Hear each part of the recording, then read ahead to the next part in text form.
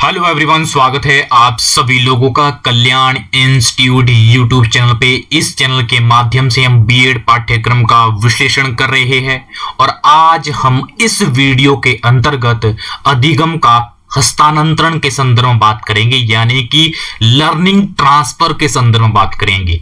ये जानेंगे कि लर्निंग ट्रांसफर होता क्या है, यानी कि अधिगम हस्तांतरण क्या होता है, इसका क्या अर्थ है, और ये जानेंगे अधिगम हस्तांतरण के कौन कौन से प्रकार है। तो इस तरह से इस वीडियो के अंतर्गत हम इन सभी बिंदुओं के संदर्भ में विस्तार पूर्वक अध्ययन करेंगे और आप हमारे साथ अंत तक जरूर बनिएगा। और अगर चैनल को अभी तक सब्सक्राइब नहीं किया है तो चैनल को जरूर सब्सक्राइब करिएगा, जिससे कि हमें क्या होता है, मोटिवेशन एवं उत्साह मिलता है इसी तरह से बेहतर क्वालिटी युक्त कंटेंट को क्रिएट करने में। और अगर आप हमारे बीएड पाठ्यक्रम से संबंधित अन्य वीडियोस को देखना चाहते हैं तो आप हमारे यूट्यूब चैनल के प्लेलिस्ट में जाकर के वहां से देख सकते हैं। जो बीएड नाम की वहां पे प्लेलिस्ट होगी, वहां से जाकर के आप कंप्लीट विश्लेषण देख सकते हैं। जो ये प्लेलिस्ट है, ये प्लेलिस्ट हमने सभी विश्वविद्यालयों के सिलेबस को मद्देनजर रखते हुए हमने ये बनाई है। तो मुझे उम्मीद है कि आपके लिए जो ये प्लेलिस्ट है, यहाँ पे कंप्लीट विश्लेषण आपको मिलेगा और आपके लिए बहुत ज्यादा उपयोगी रहेगा। और इतना ही नहीं, हमने एक वेबसाइट बनाई है, उस वेबसाइट के माध्यम से आपको बीएड पाठ्यक्रम के कंप्लीट नोट्स मिलेंगे। वो नोट्स कैसे मिलेंगे, जैसे आप हमारी एक वेबसाइट है kalyaninstitute.in, उस वेबसाइट को आप गूगल पे सर्च करते हैं तो इस वेबसाइट के गूगल पे सर्च करते ही आपको इस तरह का होम पेज दिखेगा। इस होम पेज के सबसे ऊपर 3 डॉट करके ये मेनू बना होगा। जैसे आप इस पे क्लिक करेंगे तो आपके सामने ये सारे ऑप्शन आ जाएंगे। इन सभी ऑप्शनों में से एक ऑप्शन होगा बीएड नाम का ऑप्शन। जैसे आप बीएड नाम पे ऑप्शन में क्लिक करेंगे तो आपके सामने बीएड का संपूर्ण पाठ्यक्रम ओपन हो जाएगा। जो ये संपूर्ण पाठ्यक्रम के जो ये नोट्स है, ये नोट्स हिंदी और इंग्लिश दोनों ही भाषाओं में है, जिसमें आप कंफर्टेबल हो उसमें आप देख सकते हैं। और मुझे इसके बारे में भी उम्मीद है कि आपके लिए ये वेबसाइट हमारी, ये वेबसाइट काफी उपयोगी रहने वाली है। तो एक बार आप जरूर विजिट कीजिएगा। और आज के टॉपिक पे आते हैं बिना किसी देरी के। जो हमारा आज का टॉपिक है अधिगम का हस्तांतरण, यानी कि ट्रांसफर लर्निंग। ये होता क्या है? जो अधिगम का हस्तांतरण है, अधिगम का हस्तांतरण ये होता है किस तरह से हमने एक चीज को सीखा है, एक चीज को हमने ग्रहण किया है, उस चीज को सीखने के बाद हम दूसरी चीज को, नई चीज को जब सीखते हैं और पहली सीखी हुई चीज कहीं ना कहीं दूसरी चीज में वो सहायक होती है, वो सुविधा प्रदान करती है, उसे ही क्या कहते हैं? अधिगम का हस्तांतरण। यानी कि एक बार हमने किसी विषय, किसी कार्य से जो हमने लर्निंग हासिल की है, और जब हम दूसरी नई अन्य चीज को सीखेंगे, जो पहले की हमारी जो लर्निंग है वो लर्निंग कहीं ना कहीं वहां पे वो काम आती है दूसरे कार्य को करने में, दूसरी चीज को सीखने में। तो वह ही अधिगम का हस्तांतरण, ट्रांसफर ऑफ लर्निंग कहलाती है। यानी कि किसी कार्य को सीख लेने के उपरांत क्या होता है, इसमें अन्य कार्यों को सीख लेने में अत्यंत सरल एवं सुविधाजनक होता है।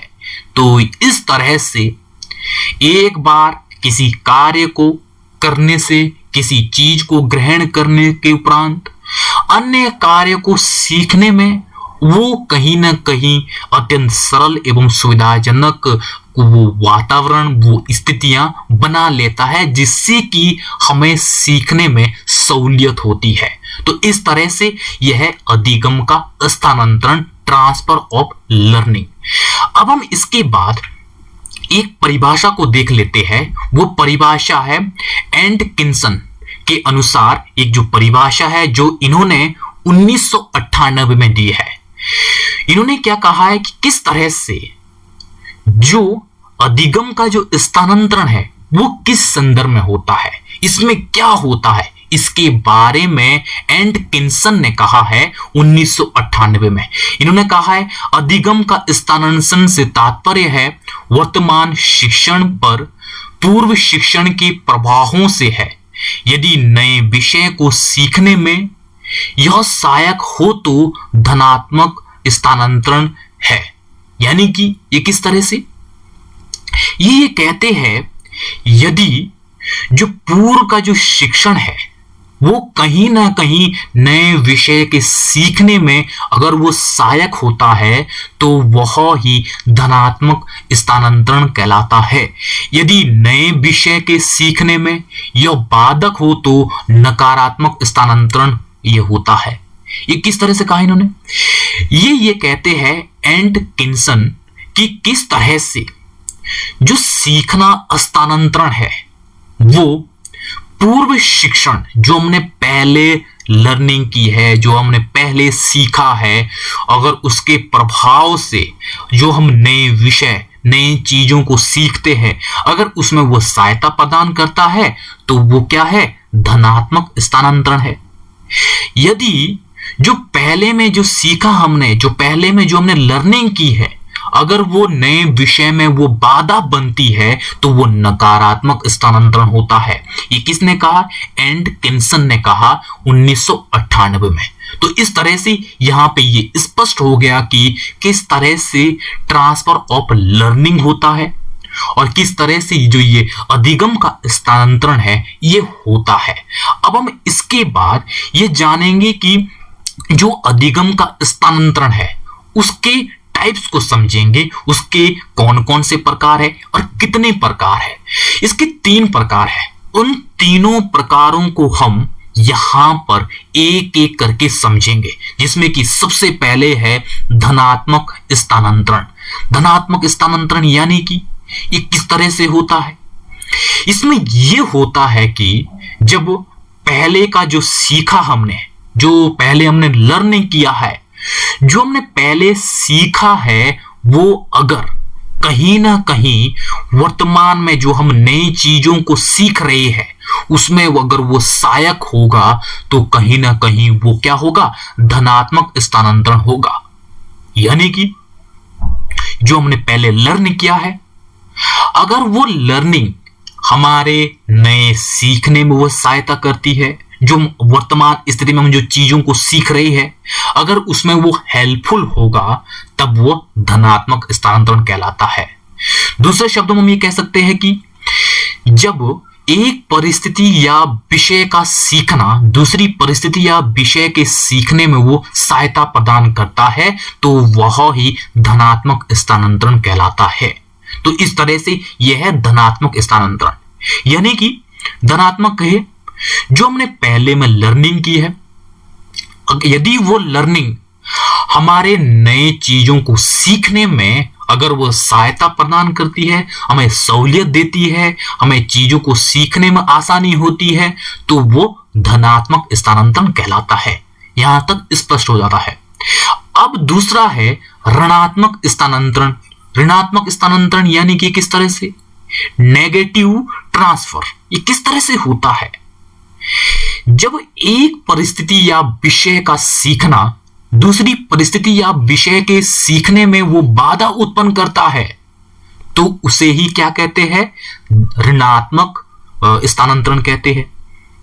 ये किस तरह से, जब हमने पहली परिस्थितियों से पहली विषयों से जो हमने लर्निंग की है, यदि वो लर्निंग जब हम दूसरी चीजों को सीखते हैं, दूसरे विषयों को समझते हैं, यदि वो उसमें बाधा उत्पन्न करता है तो वो क्या होता है, वो होता है ऋणात्मक स्थानांतरण।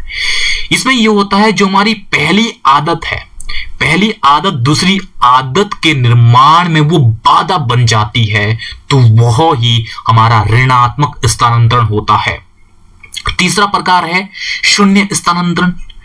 शून्य स्थानांतरण यानी कि किस तरह से होता है, जब एक विषय या परिस्थिति का सीखना दूसरी विषय या परिस्थिति के सीखने में न तो वो सहायक होता है और न ही वो बाधक होता है तो उसे क्या कहते हैं, शून्य स्थानांतरण कहते हैं। इसमें जीरो इम्पैक्ट होता है। जो हमने पहले चीजों को सीखा है, पहले हमने लर्निंग की है, वो चाहे विषय से हो चाहे परिस्थितियों से हो, जो हमने लर्निंग की है, यदि वो लर्निंग दूसरी विषय वो परिस्थिति को सीखने में, उसको करने में ना तो वो सहायक होता है, ना ही वो बाधक होता है, तो इससे क्या होता है, उस पर जीरो इम्पैक्ट पूर्व लर्निंग का पड़ता है। तो यह ही शून्य स्थानांतरण होता है। यहां पे क्या होता है, पहले के जो शिक्षण है उसका प्रभाव वर्तमान शिक्षण पर किसी रूप में नहीं पड़ता है। किसी रूप में हमारी जो पहले लर्निंग होती है उसका हमारे जो हम दूसरी चीजों को सीखते हैं, वर्तमान में जो भी हम परिस्थितियां और विषयों को लर्न करते हैं उस पे उसका कोई प्रभाव नहीं पड़ता है। तो इस तरह से यह शून्य स्थानांतरण। यहाँ पे अधिगम के स्थानांतरण के 3 टाइप्स को हमने देखा है, जिसमें कि सबसे पहले धनात्मक स्थानांतरण, जिसमें क्या होता है, एक चीजों को जब हम सीखते हैं, जो पहले की चीजों हमने लर्निंग की है वो कहीं ना कहीं दूसरी चीजों को लर्न करने में वो सहायता करता है, जिसमें कि हम बड़ी आसानी से दूसरी चीजों को सीख पाते हैं, क्योंकि जो पहले की हमारी जो लर्निंग है वो सपोर्ट करती है अन्य लर्निंग के लिए। और दूसरा है ऋणात्मक स्थानांतरण।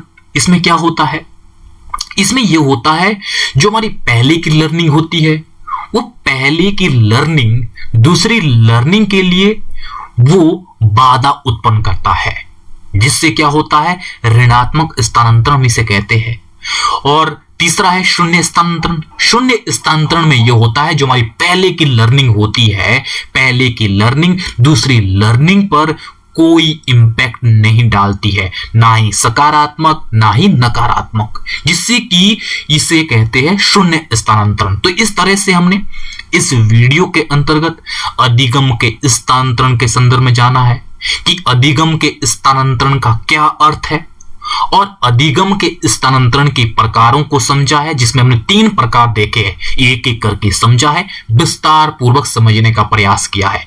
मुझे उम्मीद है कि आपके लिए ये वीडियो काफी उपयोगी रहा होगा। अगर चैनल को अभी भी सब्सक्राइब आपने नहीं किया है तो चैनल को जरूर सब्सक्राइब करिएगा, जिससे कि हमें और ज्यादा इसी तरह से कंटेंट को क्रिएट करने में मोटिवेशन एवं उत्साह मिलेगा। तो आप सभी लोगों का बहुत बहुत शुक्रिया।